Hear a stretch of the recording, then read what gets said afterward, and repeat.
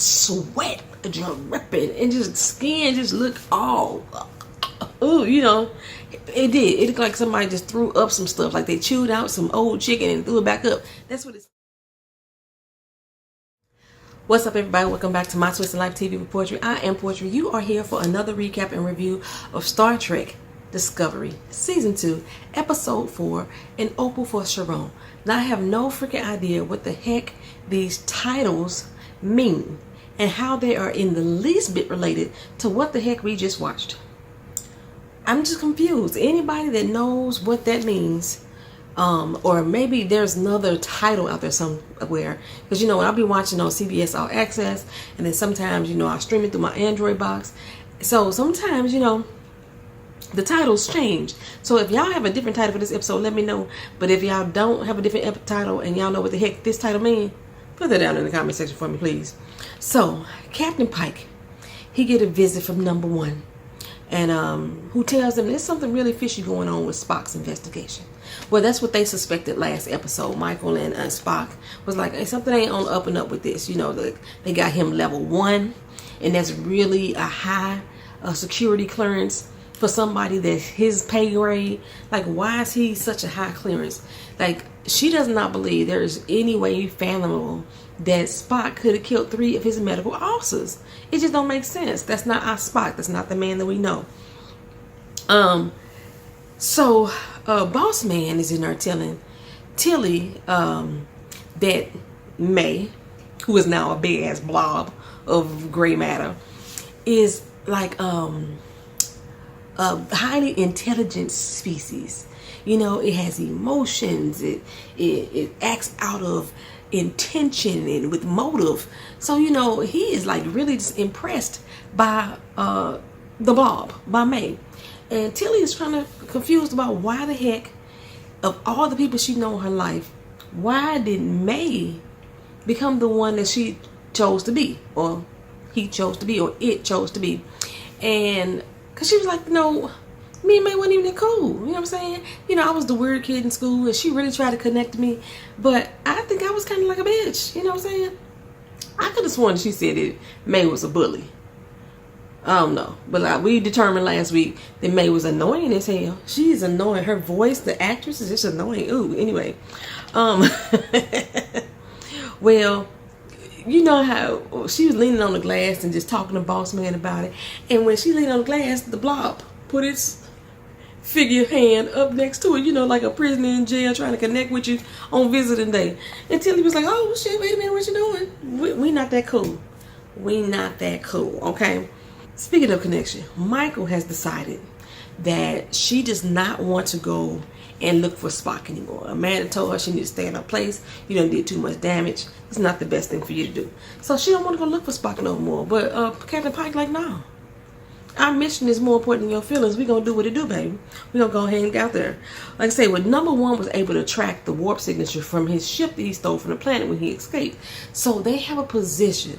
And Captain Pike is sending Detmer there right now. Let's go. March on. March on. But they get stopped mid-flight. Somebody dropped them. Something dropped them out of warp mode. The shields are down. Life support failing. All kind of craziness going on. It's a big red rock. They call it the sphere. I'm going to call it the big red rock. I know it's more words, but it sounds better to me. Anyway, so the big red rock is like 100,000 years old. And apparently an actual life form of some sort.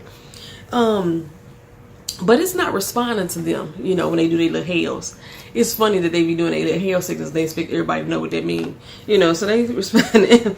And Pike say, look, I don't know what the hell this thing is. But I do know it got our ship caught up. So you need to turn it off. That's what I'm saying. So Michael starts speaking in Klingish about how she doing the best she can or what have you. Be like, the fuck? What is going on? And so everybody is speaking in a different language. I think we had some Russian, we had some, that must say her, she is speaking in Arabic, and her computer is in Arabic as well. Everybody got all these different languages going on. So what we need to do, let's go get Saru. He's speaking 94 different languages. We need somebody to translate all this for everybody. But y'all know Saru was a little sick earlier. He looked like he was coming down with something. I was like, he a little peaked. His ganglia is just swinging in the way. He looked a little peaked. So he down there and sick. Boy, he not in sick bay.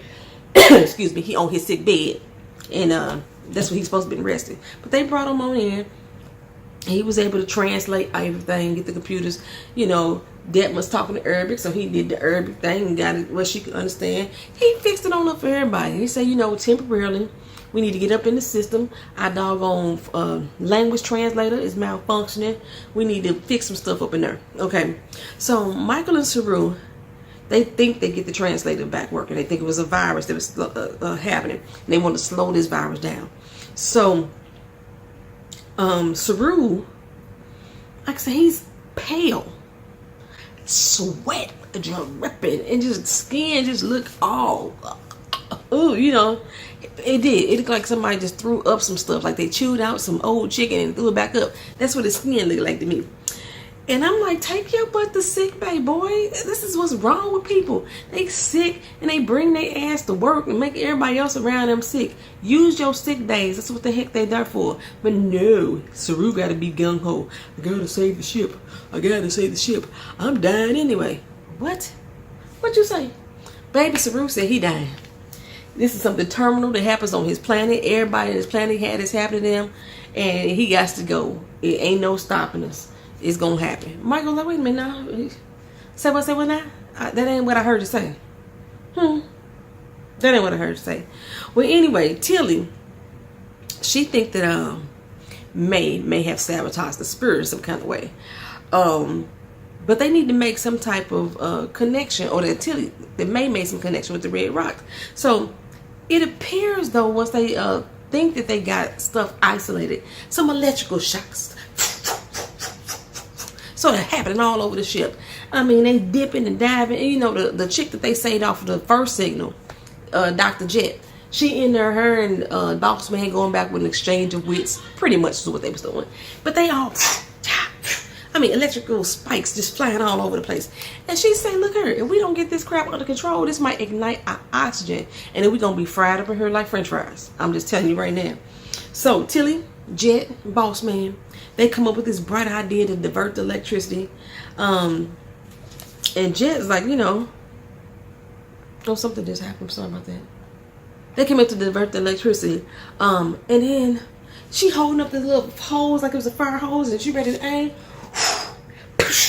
Got blown the hell back. She got blown back. Tilly, Boss Man, everybody got blown back. The lights blinked off for a few seconds. Looked up, and May gone. The blob has slithered out some daggone where. Now, this blob was as big as my doggone Hyundai Elantra. You know what I'm saying? But when it connected onto Tilly, it looked like a doggone Louis Vuitton purse. Actually, it looked like a leg warmer, but it was on her arm. I was like, what? This blob was just big as a motherfucker. Now all of a sudden it's just a little arm warmer. That's all it is on Tilly's arm. Well, it likes Tilly. It don't want to let her go. We's together, girl. We's together. Okay, so Saru, he say that he dying. Like I said, y'all. And he thinks that the Red Rock is speeding up his Kepleyan process that's supposed to be going on. They supposed to take this and die. That's the Kepleyan way, you know what I'm saying? So it seems that the Red Rock and the Blob are both trying to tell them something. What they trying to say? That's what we trying to figure out. Well, the Red Rock came to them so it could die, is what Saru had surmised. But it wants to share information with them before it does. It wants to kind of have its history recorded the same way that Saru just told Michael, when I die, write my name down, my book, organize all my stuff so my people can know that I was here, that I did the damn thing while I was alive. You know, I want to be down in history, documented. I'm saying. So that's what he was thinking that the Red Rock wanted to say. Okay, well, what the hell does May want with Tilly? Well, they need to drill a hole in her head and put an implant in her to try to make May speak through Tilly's mouth, so maybe they can get some doggone answers. And I'm thinking y'all ain't gonna number up. Now, remember on Grey's Anatomy, they did a craniotomy. Craniotomy? I think that's what it's called. Craniotomy. They drilled something in somebody's head, and they had to keep the person woke because I think they wanted to see the speech pattern of the person to see if they hit them the wrong thing, or if they was fucking with the wrong thing. Something like that happened on Grey's Anatomy. I think it's called a craniotomy. Something like that. But anyway, so that's what they did to Tilly ass. They drilled this fucking hole in her head and implanted a little thing. And May started saying, look here, we only came into the network because we had an enemy that was fucking up shit. And they realized that it's the jumps that Boss Man been doing. It's been fucking up their natural aura of things, and he need to stop. That's why she was looking for the damn captain. Okay, so he's like, cool, I'm gonna stop. I know better. I'm gonna do better. But you need to let my girl go. Go on, let Tilly go. May say, nah, that ain't finna happen. So Jess said, oh yes, the hell you is. So she tried to tase it. Baby, when she tried to tase it, that motherfucker just went and covered up Tilly. Just engulfed her all. Like, damn. You remember the movie The Blob? If any of y'all old enough to know the movie The Blob, I think it came out like 1976. I know I was really young. I think it was black and white. It might have been in Technicolor, the early Technicolor. This big ass blob was going through town and just sucking up people. That used to scare the crap out of me as a youth. It used to scare the crap out of me. I bet you that movie funny as heck to me right now because it's so. They call them B-rated movies. Go look up The Blob. That was a good doggone funny movie. It's scary to me back then, but it's probably funny now. So anyway, where was I at?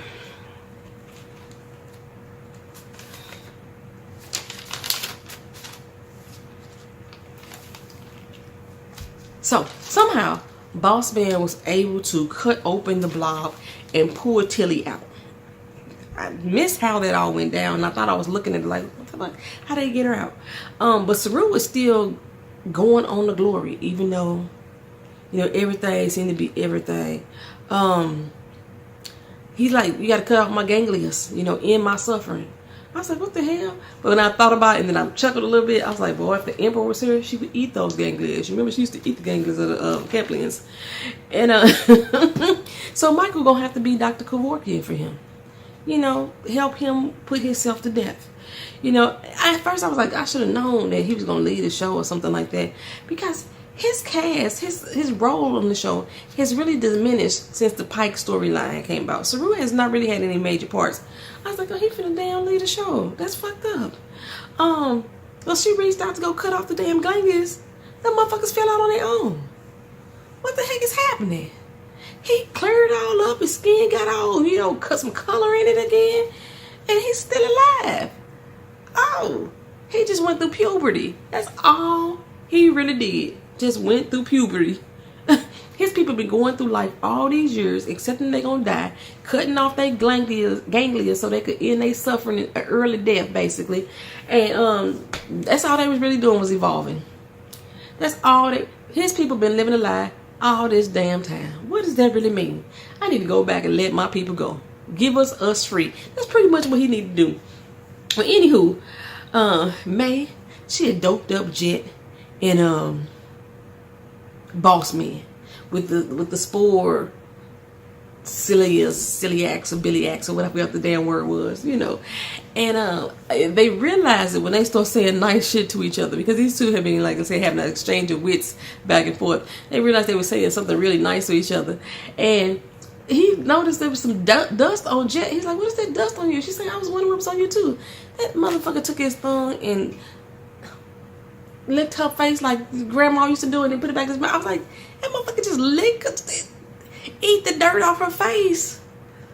Ew. Ew. Well, you know, he had her slap the shit out of him. Slap him real hard. So she slapped him.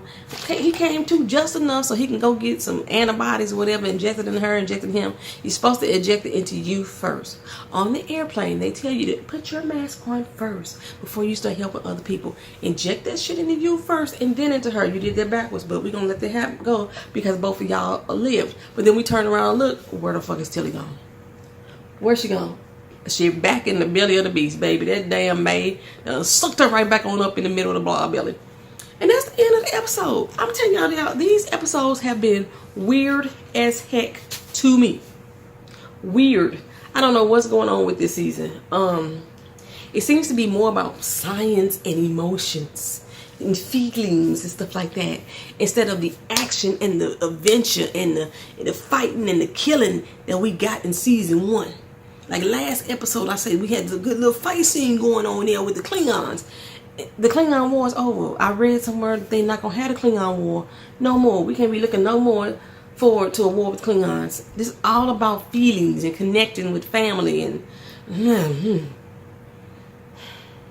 y'all let me know how y'all think about this episode. Y'all like the direction that this season is going?